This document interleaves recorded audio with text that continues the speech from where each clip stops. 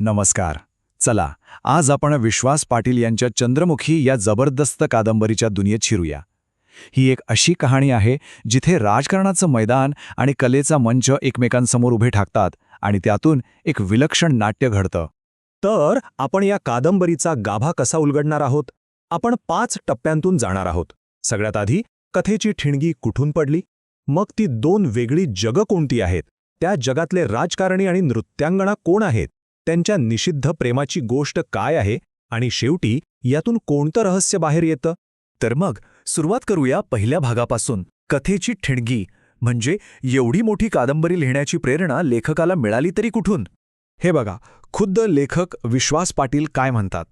ते सांगतात की चंद्रमुखीची बीजं त्यांच्या मनात लोककलेच्या नायिकांच्या दुर्लक्षित रूपांमधून आणि त्यांच्या व्यक्तिमत्वातून पेरली गेली आहेत. म्हणजे विचार करा, लेखकाचा उद्देश सुरुवातीपासून किती स्पष्ट होता. आणि म्हणूनच ही कादंबरी म्हणजे एक प्रयत्न आहे तमाशा आणि लावणी कलाकारांच्या आयुष्यावर प्रकाश टाकण्याचा. त्यांचं जग जे कलेनी सौंदर्याने भरलेलं आहे, पण अनेकदा राजकारणाच्या कठोर वास्तवात कसं अडकून पडलंय हे दाखवण्याचा.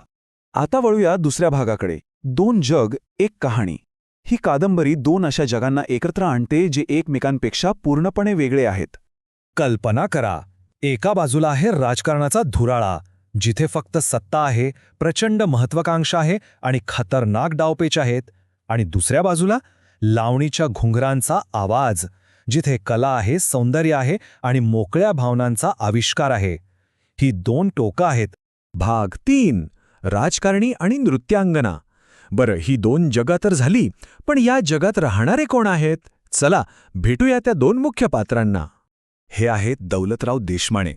नावाप्रमाणेच दौलत आणि दबदबा असलेले, प्रचंड महत्वाकांक्षी आणि शक्तिशाली राजकारणी. म्हणजे सत्तेच्या सारीपाटावरचा एक मुरलेला खेळाडू. त्यांचं आयुष्य म्हणजे फक्त डावपेच आणि आपली प्रतिमा जपणं. आणि मग दौलतरावांच्या आयुष्यात येते चंद्रमुखी. पण नक्की कोण आहे ही चंद्रमुखी? नावासारखीच चंद्रासारखी सुंदर, पण तितकीच गूढ. तिला समजून घेणं खरंच सोपं नाही.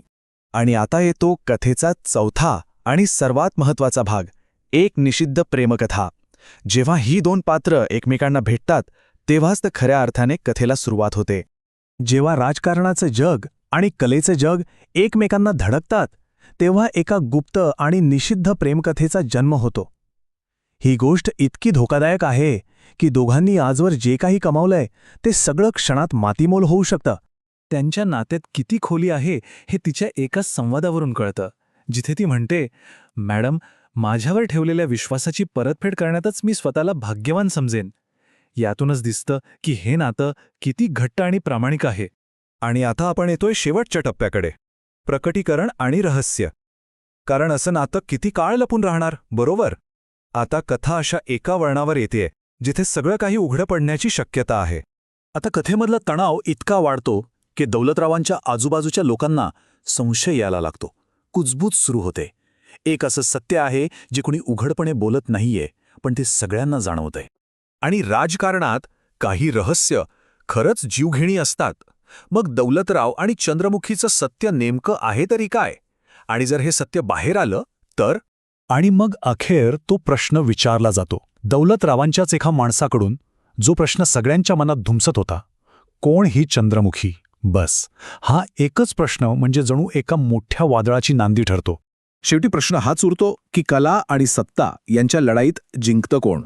चंद्रमुखी आपल्याला याच प्रश्नावर विचार करायला भाग पाडते. आणि याचं उत्तर ते तर ही कादंबरी वाचल्यावरच कळेल.